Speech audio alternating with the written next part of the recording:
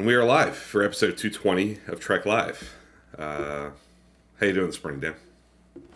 Doing great. Really excited to keep the TNG content flowing a little bit. I know I'm really excited to dive into our rankings for the first time. I think this is the first time that we've kind of talked publicly about our TNG rankings. At previous seasons we've done was TOS, so I'm excited to dive into the next generation. Yeah, I literally just saw yours for the first time, like maybe 10 minutes ago, when you sent them over to put them into the show. So this is the first time I've seen you rank anything for the next generation. So I'm really excited to really take a look at that and see where that takes us. I think it's really cool that we're talking TNG now with Picard about to start. Picard season 3 is premiering not this week but next week. And we're going to be right in. I mean, I guess timing, if all things were perfect, we would have finished TNG and go right into Picard. Yeah. Timing didn't work out for that, but we'll definitely, I think it'll be really cool to be watching season 3 of Picard while we're in that next gen kind of headspace and really living with those characters. And I think it'll heighten. Hopefully, it'll heighten the experience with the new season. So, what are you gonna say? Yeah, and I think it's a great time to visit these first 2 episodes because they're almost so different from any of the other seasons in TNG. I think, we've talked about a lot how like it's very common for a Berman era show to kind of have a slower start and try to get its feet first couple seasons. Mm-hmm. But for me, I think the next generation is very unique, and that I think it's even more so. Feels like a completely different show. Yeah. Season 3 on.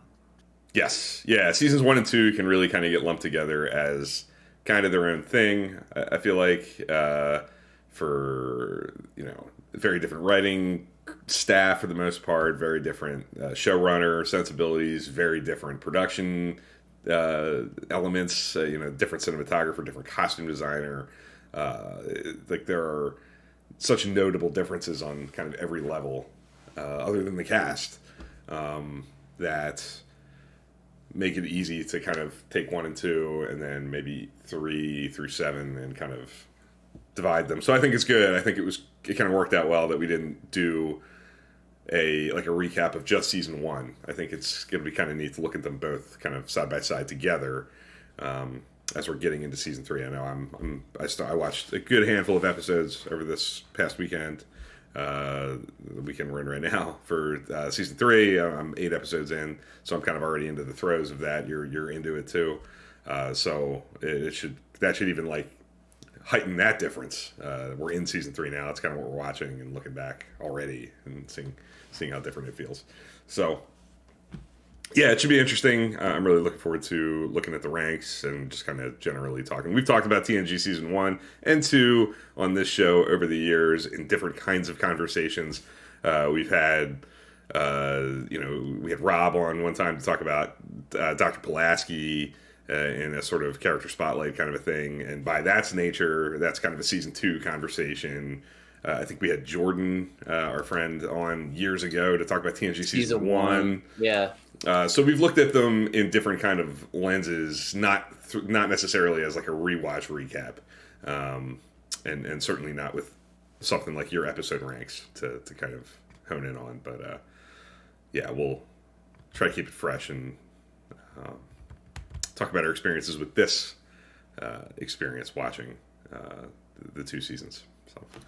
I think for me, I was really apprehensive to even dive into the rankings because I had felt so at home in TOS, and I got a little bit of kind of my feet wet with the rankings with that, obviously, but I think it's completely different when we get to the next generation. I think for me, the most trouble I had is finding where these middle of the road episode kind of land, like this C+ to B- range. I think it was especially difficult. I think at this point for me, I can definitely confidently put together a top 5 or top 10. Your favorites, But yeah.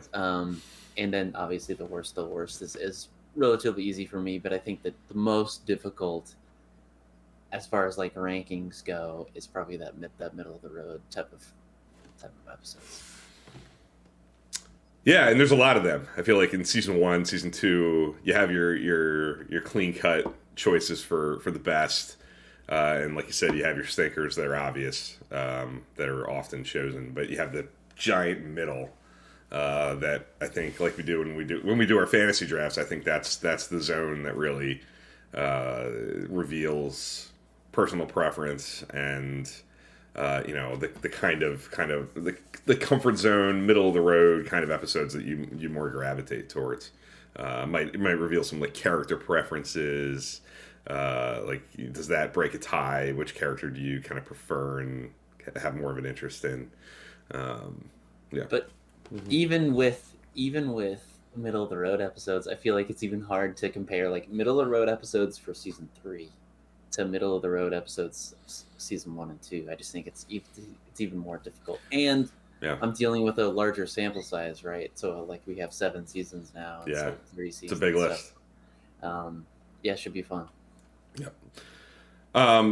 So maybe even before we get into the ranks, because I have screens to cut to, so you guys can see my ranks, his ranks, side by side, with us kind of small in the corner. Just general thoughts. Like, did you find anything different in your 2.0 with either one of the seasons together?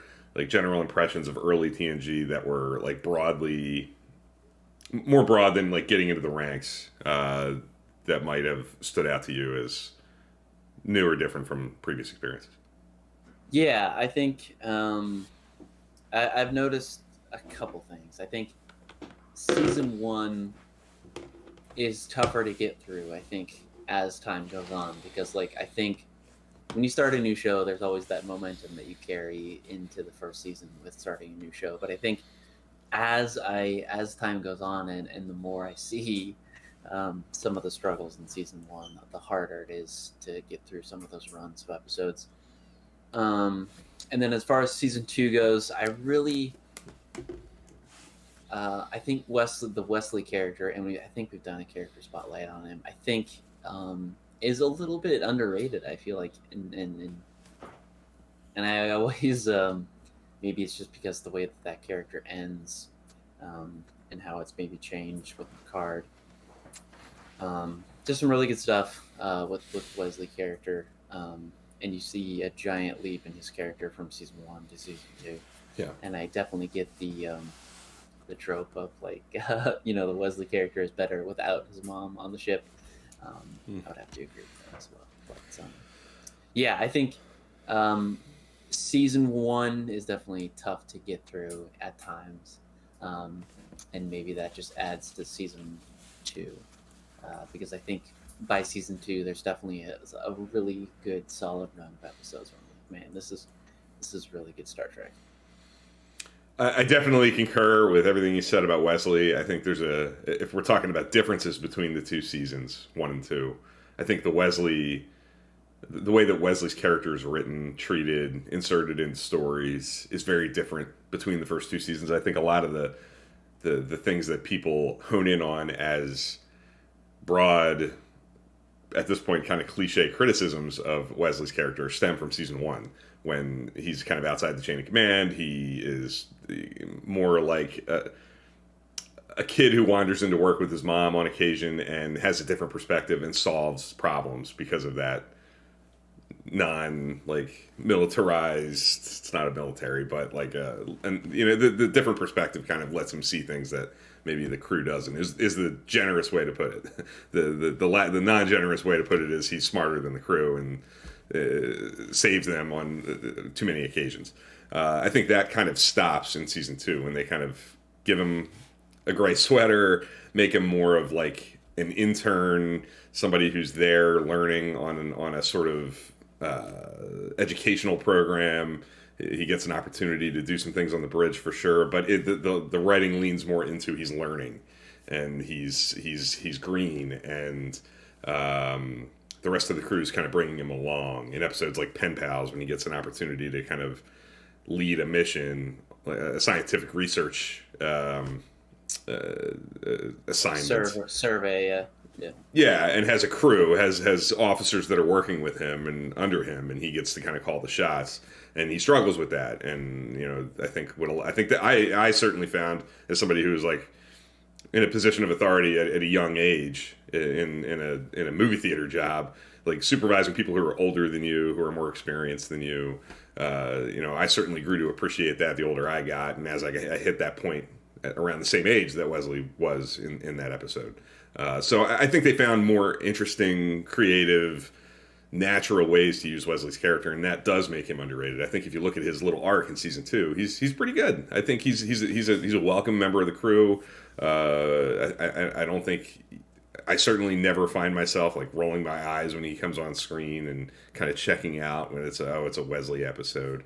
I think they use the character pretty darn well, and I think there's something too, maybe even now that I'm in the beginning of season 3, I think they kind of do fall again naturally and understandably into the Wesley's the son of Dr. Crusher, so a lot of the dynamics around his character are coming from that. I think season 2 gives that character room to breathe as somebody who's away from family and is kind of just a young officer or an aspiring officer in a position to learn, as opposed to the son of somebody who's in a position of authority on the ship. So it's interesting to think about, and I've certainly evolved over the years, I think, with how I view that character and Will Wheaton's performance, and I've really grown to like it, especially once you get outside of the early part of season 1, especially. Yeah. Yep. All good stuff. Mm-hmm. Yeah.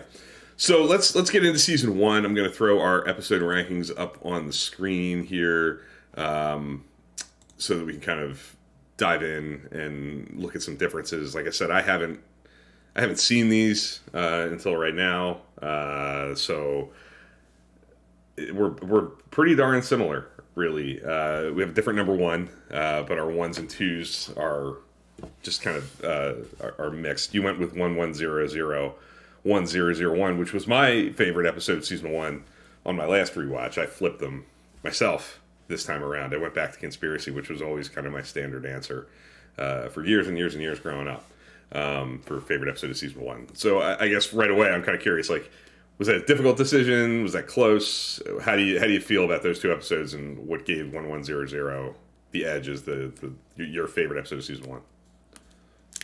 I think it's I'm pretty confident with my top 2. I think I don't know. It's hard, and this is I think I talk about this every time we talk about rankings, but my strategy is like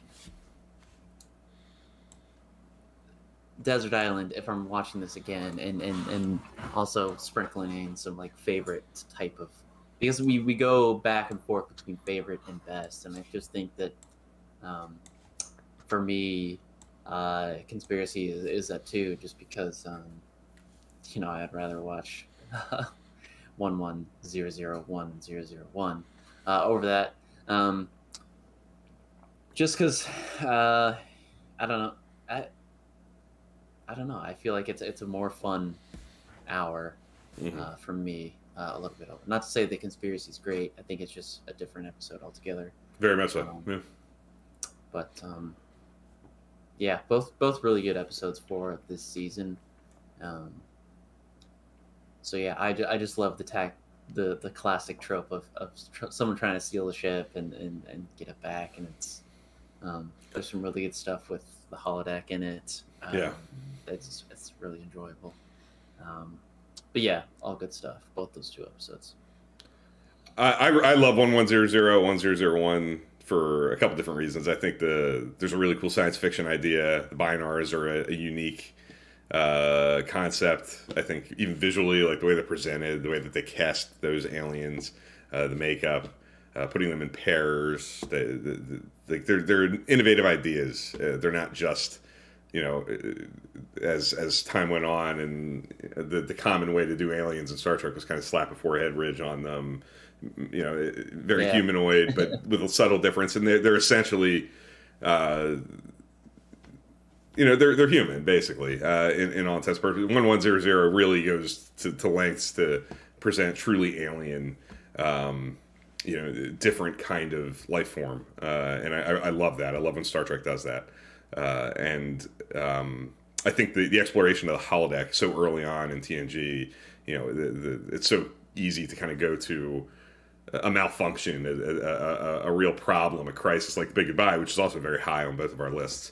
But this is kind of more exploring what Voyager does later on in like Fairhaven, the human side of the holodeck, like what are the dangers of creating people, and when those people can be kind of honed to your personal skills, like what can that do to you, and how easily can you kind of get hooked by an artificial AI generated, and as time goes on in our own 2023 existence, AI and life on the internet all kind of create these sort of things in our experience where people can kind of get tricked and hooked into things.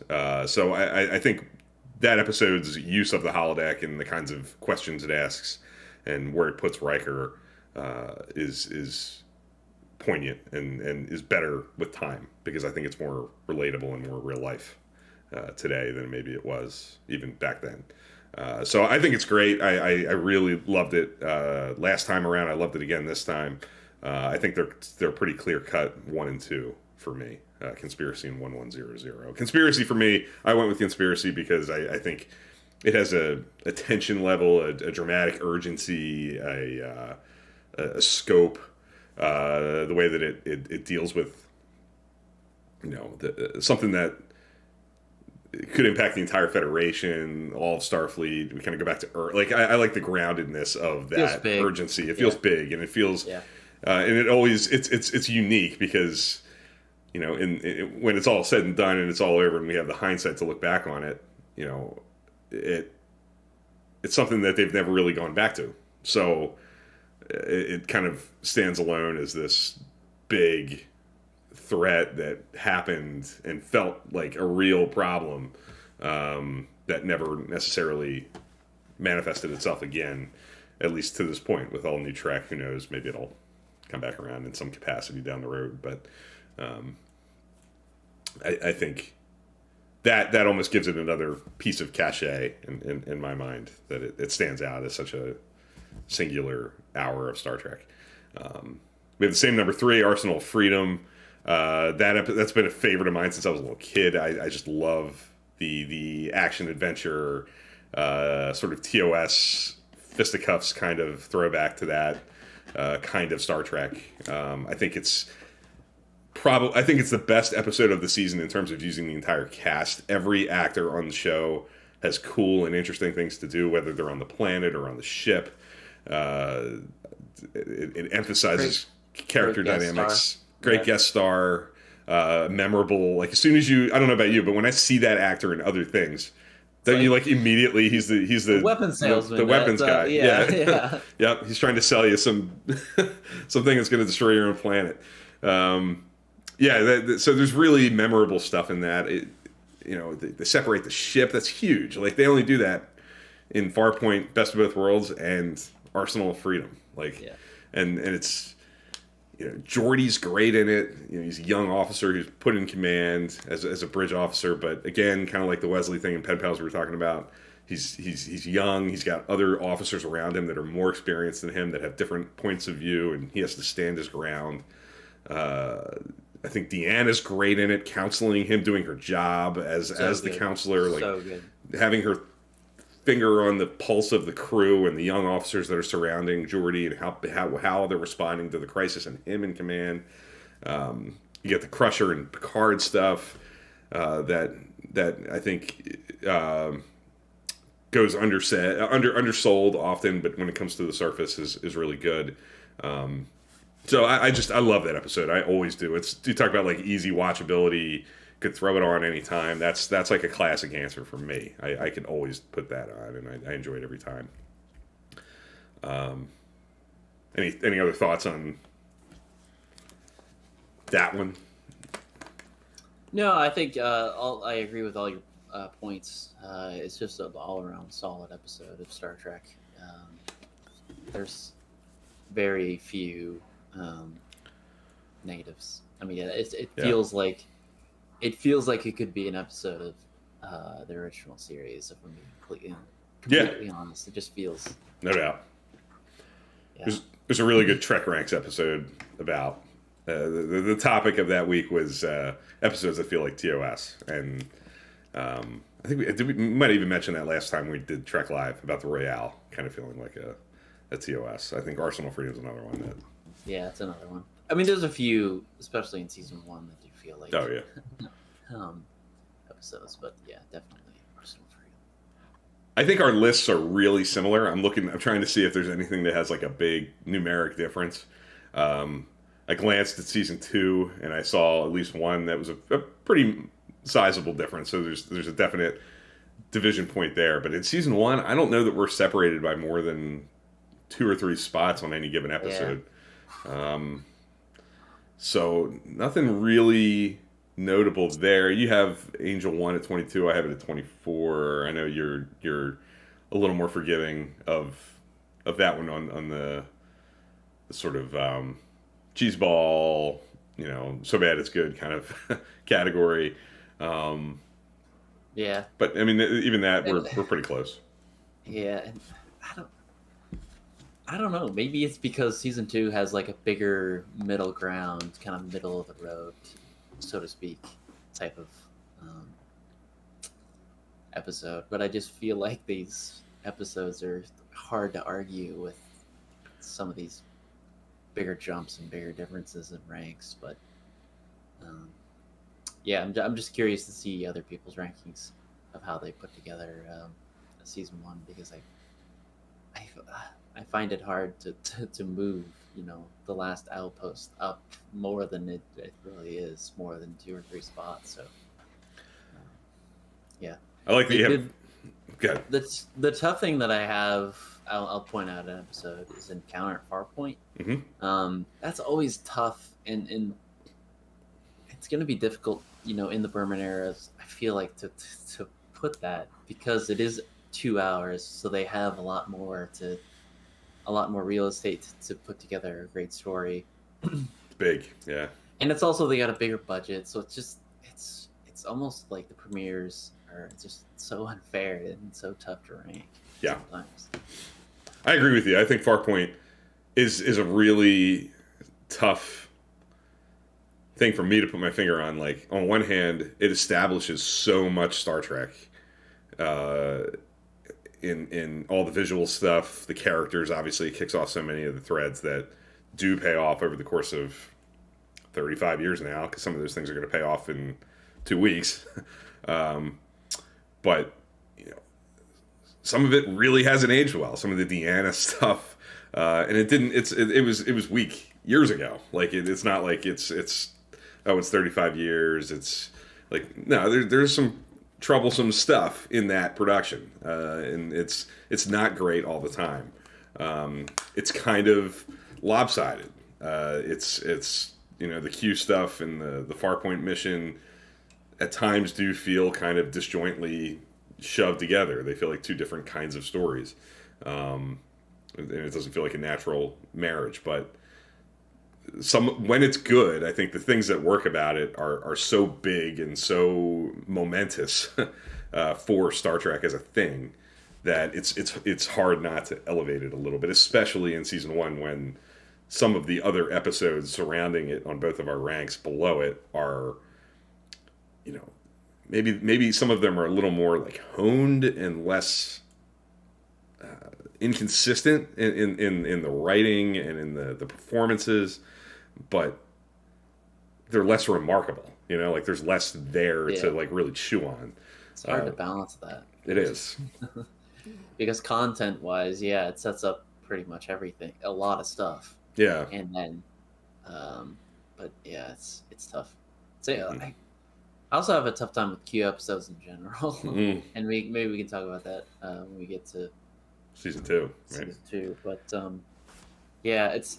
I think you're definitely right. It's difficult to like put together and how to rank these two different stories that are really slammed together with Hmm. a little bit of crossover. Yeah, I do like that you put the two Ferengi episodes side by side with Battle and Last Outpost, giving the Battle the edge at 16, Last Outpost at 17. Um, I have the Battle at 16, same as you. I have the Last Outpost down a few spots at 19. Um, yeah, just something that Okay. pops out when I Yeah. look. Again, it's tough to like context. Like this is how we're gonna base some of the Ferengis in the future. So like, how do you balance that with like a that type of episode? But yeah, it's just again, season one is probably my toughest season I think to rank Yeah, um, so far. yeah, understandable. Any like general thoughts that we didn't touch on for the season? I think we kind of covered it. I think we covered it. All right, let's go to season two. Let's do it. Put that up on the screen. We have some more distinctive elements of our ranks here. I think right off the bat, I have Q at 2. You have it at 8. Um, what drove that decision? Like, what has Q down a bit further than where I have it, and where maybe the consensus generally might put it? I have an issue with how Riker acts in that episode. Okay. Um, but also, I again like I to this point I don't even know if I'm actually a Q fan. Interesting. I don't know.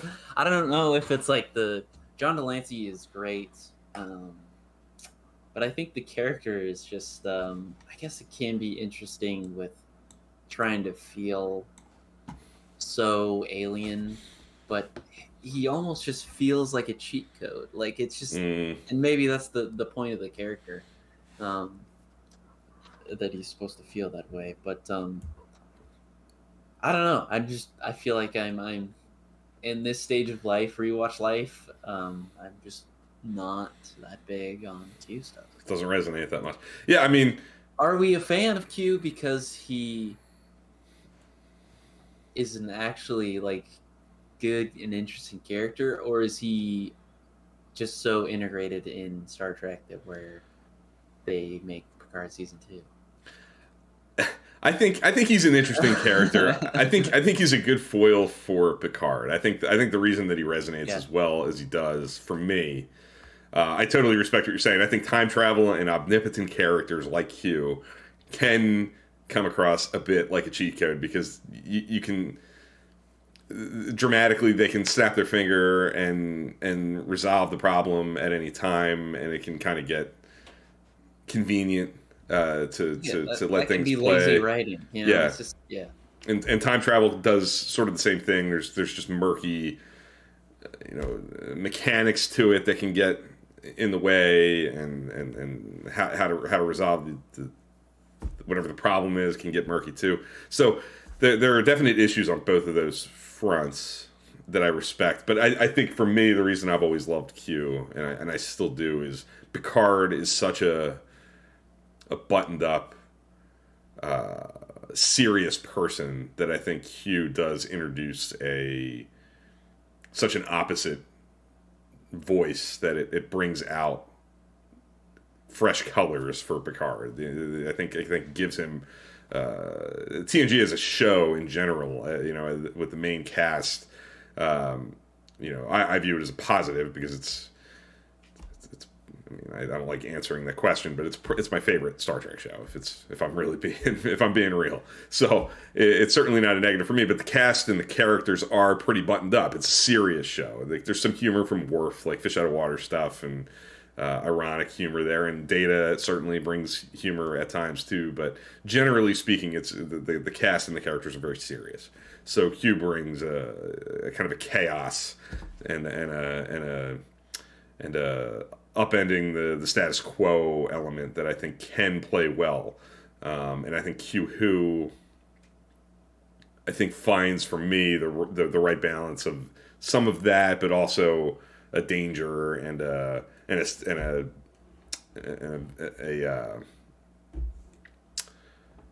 dramatic tension that isn't necessarily there in many of Q's follow-up episodes. I think he gets played for comedic relief a lot the further we get into his character. And that's why I liked him in Picard Season 2 so much. In an episode like Penance in Season 2, when you first kind of really get to see him, it reminds me of Q Who, where he's kind of pissed, he's serious, and he's not happy, and there's issues going on with him. And I think seeing him in that way makes him more interesting, and it's not just the stuff I cited as the reason I like him, that he kind of upends the status quo and brings some humor as well. So, yeah, I mean, I get it. I totally get it. I think I love the fact that you have it at 8 and a little further down the list. It'd be boring if we had the same 1, 2, 3 every single time, and we certainly don't here. Something else that stands out to me, we talked about Contagion and the Royale last week. I think what we talked about there aligns perfectly with where you have them in the ranks. You have Contagion at 3, the Royale at 13. You talked about Contagion as something you really love, the Royale being kind of underrated, middle of the pack, but things you really enjoy about it. That's reflected, I think, in where you have them, from my standpoint at least. Yeah, and I could even talk myself into getting like it up to maybe 11, possibly. But yeah, I think for me, like the top 3 are pretty solid. I really love Contagion this time around, and I think that's why we kind of brought it to attention on the Undervalued Treks last couple of weeks. But yeah, I really do love Peak Performance as well. It's another one of those ones you talked about. You can just pop on anytime, and it's so rewatchable. The Measure of a Man is obviously like the belle of the ball of this season. Like, it's the biggest, the best, and again, it's really rewatchable. I think the crew has a lot of stuff to do. I know that for The Measure of a Man, people talk about how much Picard is such a big advocate, but it's also like Riker in that episode really is like distraught that what he had to do for that's the beauty of that episode. So I really do love that. And then A Matter of Honor, again, like I feel like I'm doing like a Riker highlight. Yeah. But he's so good in that. I do love the Klingon stuff as well. The Klingon stuff, feels so good and so different from TOS. I can only imagine what people are watching, in 1988 or 89, whatever the season was. Seeing the difference between the Klingons of TOS and then these Klingons in the Next Generation are just so good. It is. So yeah, it's the top 5, maybe top 4 is pretty solid. I think I can be talked into. I'm not sure where you have the Emissary, but I could be talked into the Emissary jumping up a little bit. So yeah, it's that top 4 is pretty strong. Yeah, and very Riker heavy for sure. I think that, and we touched on this last week, or last time we were here, that Frakes' Riker might be the quiet MVP of season 2. I think, like I think so. He's really good as Riker in season 2. I think that might be his best season as Riker. He's heroic, he's commanding and charismatic. I think all of Riker's best qualities are very prominently on display in season 2. Frakes is awesome throughout the season. Even in, I don't know if this is the writing or the combination of the performance, but even in like in a not very good episode like The Child, like you get the loyalty that he has to Deanna in that, and it's just like things like that. It's like a combination of the writing. It's also a combination of the performance and the actors on screen. But yeah, I would have to agree. I would like low key the most valuable player in this crew is definitely Riker for me in this season. And I think the fact that you have peak performance at 2, just in talking to you over the years and talking through these rewatches, peak performance is as much a Daniel episode to me as there is. Like that's so you. Like everything about that episode just feels like it's tailor made and aimed directly at you. So having it all the way up there is obvious, and I'm glad to see it there because it definitely feels like you. Um, I have it at 3, and because I feel the same way. It's grown on me. It's risen in my ranks. I think since I've talked to you and since I've been more active online and seen, had more conversations about it. I think I've seen it through new eyes. I've talked about that over the years. I think it's great. I think it's a great episode of Star Trek, and deeper and more. There's more substance there than I think it's given credit for. I think there's more to it than just kind of a fun war games kind of a romp. There's real meaty character stuff for Riker and Data and Picard. I think all 3 have really good stuff to do. Yeah, and it does a great job of teeing up. Like people aren't like they say that TNG doesn't have any like continuity throughout. Like this is teeing up. I mean, it's a little bit not as good as episode, but the Icarus factor, like it's teeing up him getting like multiple command opportunities throughout the show. So I really do love the camaraderie aspect of this like war games type of episode they have. Yeah. Yep. I like the If Time Squared. So that's another one that I kind of always say, like along with Arsenal Freedom as a young kid, that was a favorite of mine. And I really like that. And you have it even higher than me. I feel like I'm higher on it than the consensus. But one of the cool things about being online is I feel validated because I see it cited often as like it's a good one. Like when I talk about it, it gets good marks from people. So what kind of drove having that above episodes like Hugh Who and Elementary Dear Data and The Emissary, like some pretty heavy hitters there. It's a good one. I really like the simple approach to this time travel type of timey-wimey type of episode. And I think it's one of those episodes that I'm like, okay, how are they going to get out of this? And there is a realization during the episode where they're like, okay, the ship blows up. And is so, and the way that they react so calmly and so professionally, it's like, oh, this crew is definitely the flagship. Like I know, Billy, you said that this crew is so professional, and the Q brings out like a really nice fun side, but this is the flagship. This is like I just love that this crew can just so early on stare death in the face, stare danger in the face, and be like, all right, let's figure this out. Let's do all this, and it's just so. That's why I love Time Squared so much. I know, time travel and stuff in this type of sci-fi gets just outplayed, but it's early on. Mm-hmm. It's like, are you going to downgrade it because later on in this franchise that it gets overplayed? It's like, no, you can't. You got to keep it up there. Yeah. No, I agree. I remember, this is years ago now. I haven't listened to it in a long time, but Mission Log is a podcast that covers each episode of Trek kind of chronologically, and they give it an hour and kind of dive deep into the episode.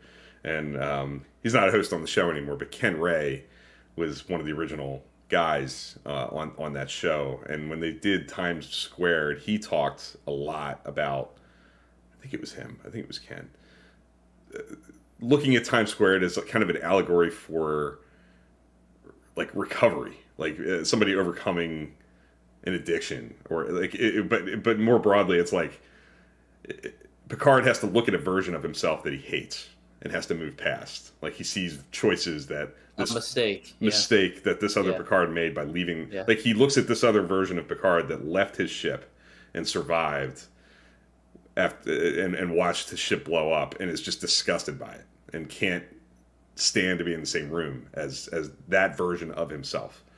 So it's a science fiction allegory done through time travel, and it's not as on the nose as the kinds of things that people deal with But it's about change, like changing yourself and how to do that, and the struggle to do that, uh, and to me, like I heard him talk about that and why that episode resonated so much for him, and I saw something that I never. I have that's the beauty of this, like being able to talk about these things and hear how other people respond. Like I'd seen that episode dozens of times and loved it and never thought about it that way. I never saw that, and now when I watch it, I can't not see it.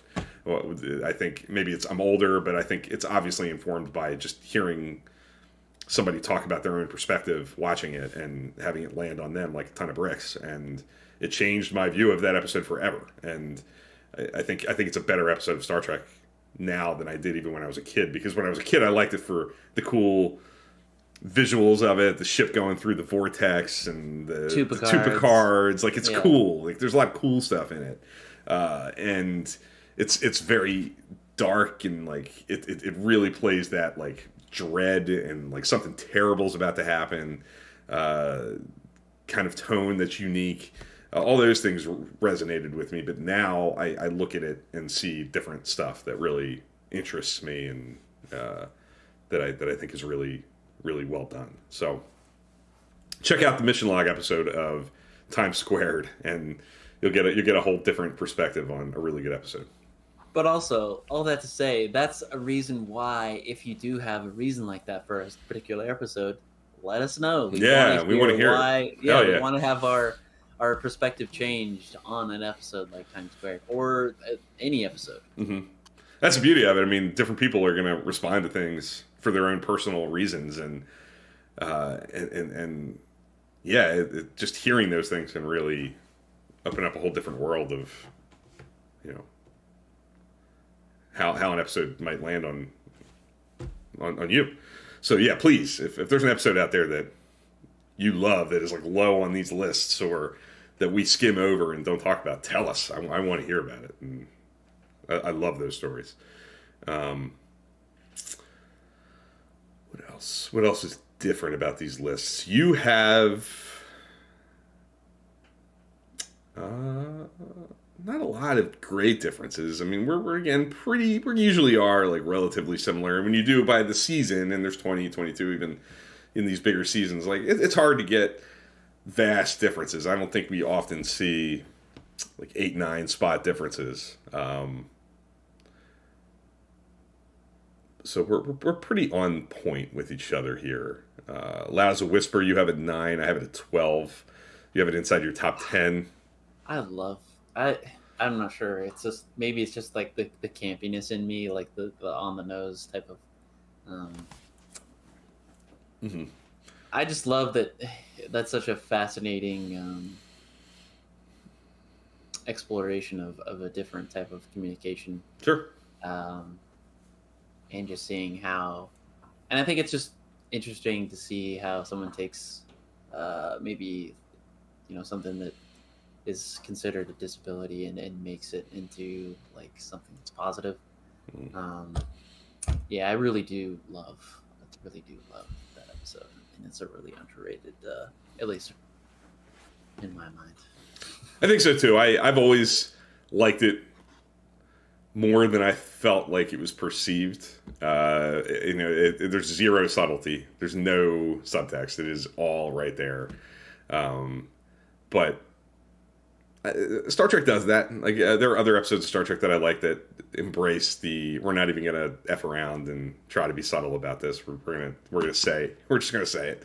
That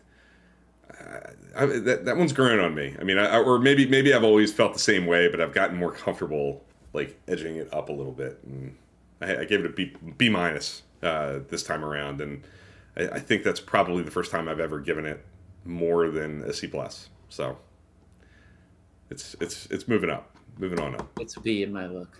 B, nice. Yeah. Samaritan Snare is another one that I kind of feel the same way about. I have it at 11. I bumped that up to a B minus as well, from like a C plus.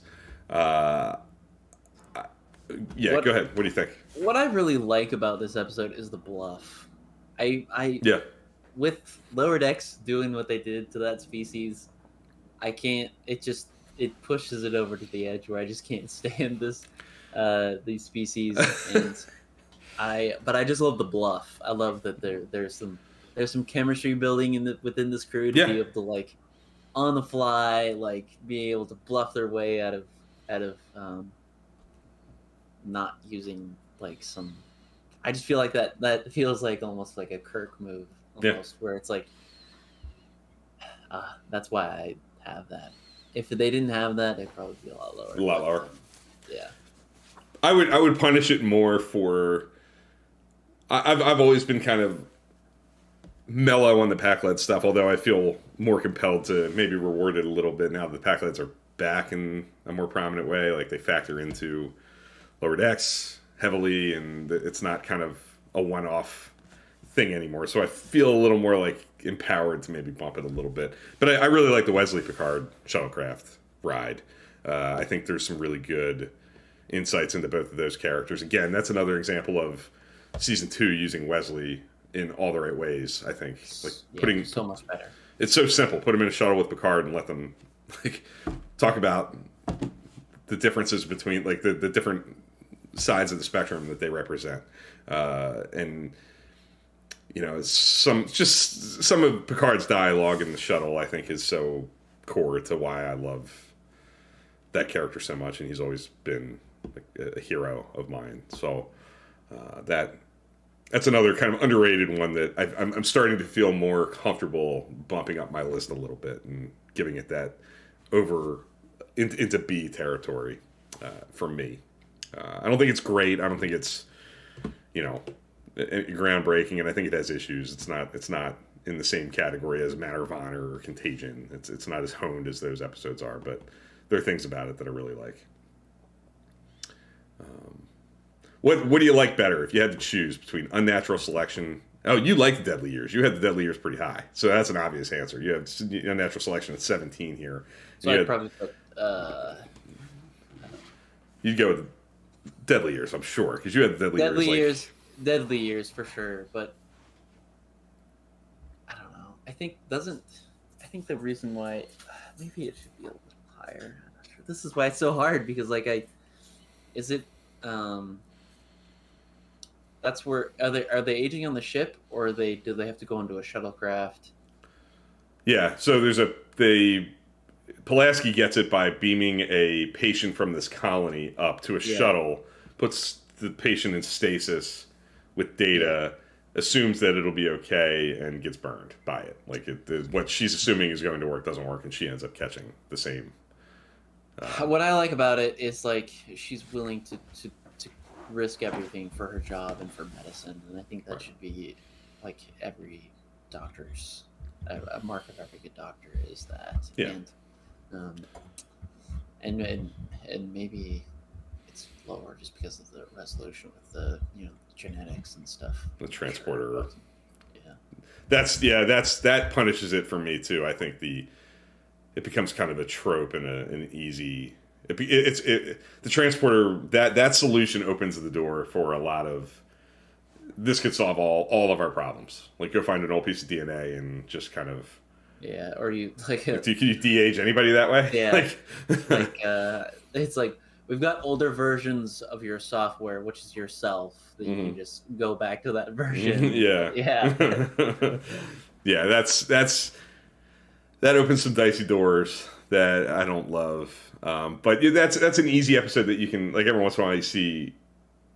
There will be stuff you get this with a new character, especially with Ezri and 7 of 9. You can just imagine like the writers' room sitting around and going, "We have this new character. We have to come up with something that like demonstrates their best qualities." So you can just see like the blueprints of how Unnatural Selection kind of got built to fulfill that necessity. So yeah, and it's easy to lump it with Deadly Years for obvious reasons. They're doing pretty much the same thing. Different series of events, but the premise is basically the same. Shades of Grey and Easy Bottom, I mean, do you look at that differently than other episodes because it's a clip show? Like, do you find it is it almost too easy to put it last, or like what? How do you feel about Shades of Grey? I'm trying to be like, what is the, what are they trying to? I'm not sure what they're trying to accomplish here. Like, are they just? I think they had an order for don't know. 22 episodes and had no money, and Yeah. had to do something. Yeah. Yeah. I don't know. It's very very shallow, and like I'm trying to find stuff to like. Oh, there's some good stuff in it, but yeah, again, I feel like this is a budgetary thing.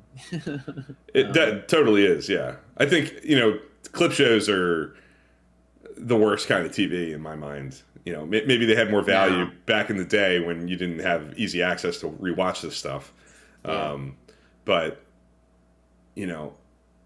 building a clip show, which is a flimsy enough premise as it is, around will Riker die, which is such an obvious, putting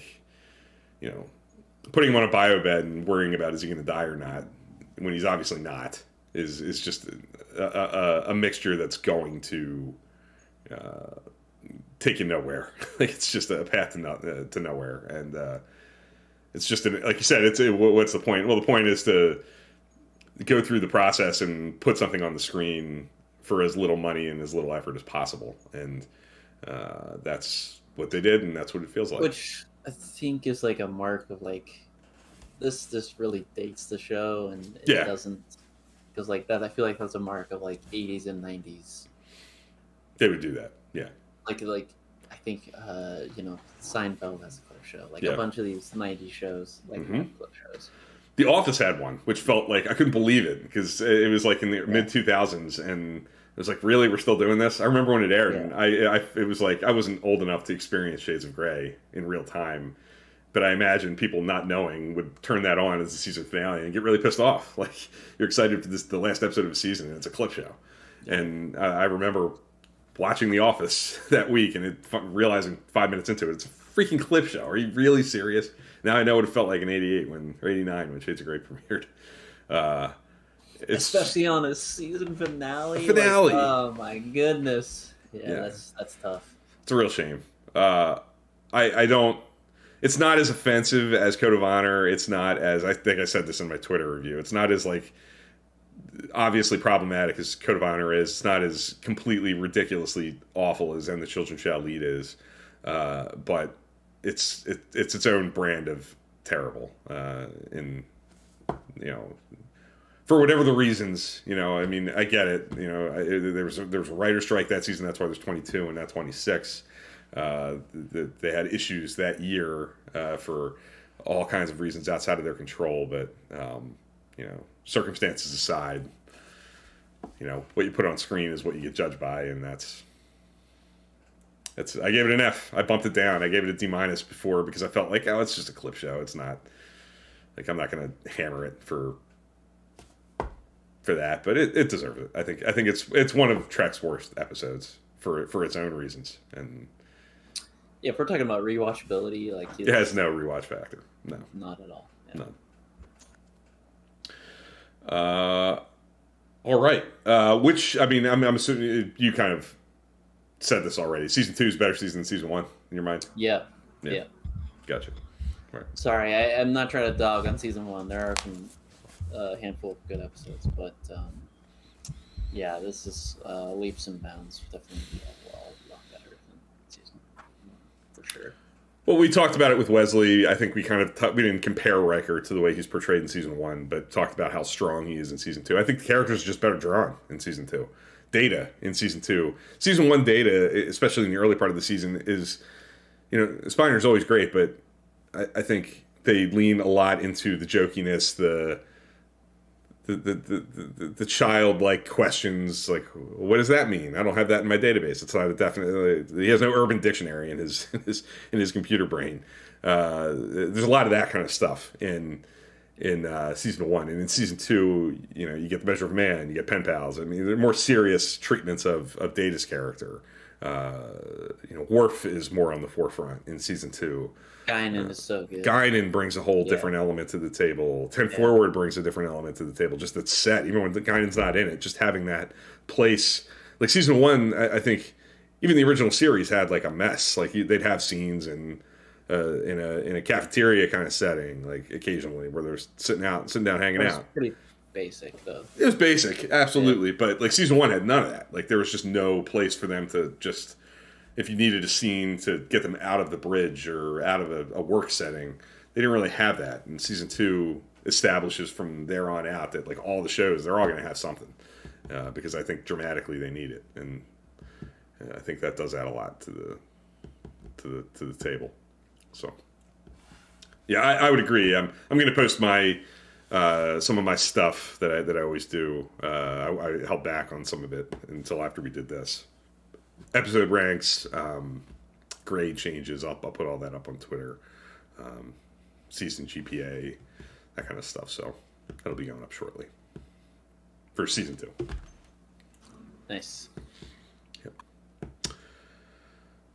Okay. Anything else we want to touch on with season 1 and season 2? I don't think so. Yeah, I'm a few episodes in on season 3. You're 8 in. I'm 8 in. It's just even more. It just feels so different. So much a different show. It looks so much better. I'm not sure if they there was there's obviously production changes, but it looks a lot better. New DP for the on-set stuff, visual effects too. I mean, right off the bat, Evolution, that opening shot, like the model work in Evolution's just so good, really good, really really good. Starship porn enthusiasts, that's an episode for them, for sure. Yeah. But you got some good stuff coming up. Yesterday I watched The Survivors and Who Watches the Watchers, The Enemy, Booby Trap. These are pretty strong episodes. Booby Trap's a really interesting one. I'm really kind of curious to talk about that one when we maybe are back in a rewatch recap. Assuming you're there. I mean, I feel like we've talked about it before. There's kind of like a tale of two episodes there, and some of it, it's one of those that I think as time goes on and aging raises some questions and creates some uncomfortable stuff. But I like it. I mean, I like a lot of it, and I can kind of retcon and headcanon away some things. But I'm interested to see what you think on a fresh watch of that. Every once in a while, you're gonna have an episode where I don't think it doesn't match the true character's feelings, or it's kind of on the same wavelength. As far as that, because it just doesn't feel like Jordy's character. But we'll have a discussion maybe later on. Definitely, yeah. So yeah, we'll be back in 2 weeks to talk about more Star Trek. We do have a topic. Do you remember what next week is? I'm trying to remember. We have I know we came up with. We have a 2 months worth of topics, pretty much queued up and ready to go. We're gonna be talking about Picard. We're going to be talking about Picard. Yeah, we're going to do a reaction to the first episode of Picard season 3, which I feel like there's going to be a lot to cover. And we at a time we had Core Setting as sort of a sister show here where we would talk about new episodes of Trek. We've kind of tabled that for a variety of reasons, but I feel like Picard season 3, episode 1 is momentous enough to maybe dedicate an hour of talk. So we'll talk about TNG season 3, I'm sure, in our rewatch recap there, but we'll also dive into what we're thinking as we get our first glimpse of Picard season 3. Yeah, the discussion does not have to stop here. You can go over to Twitter, Discord. We have a dedicated channel to all our rankings and stuff. So if you want to go back to even some of the TOS stuff, you can go back there. Yeah, it's all there. And then in Twitter, obviously, is a great resource as well. Thank you, everybody, for watching. We look forward to talking to you in a few weeks with the card right around the corner. Thanks, everybody, for watching. We'll see you guys in 2 weeks. Thanks, everybody.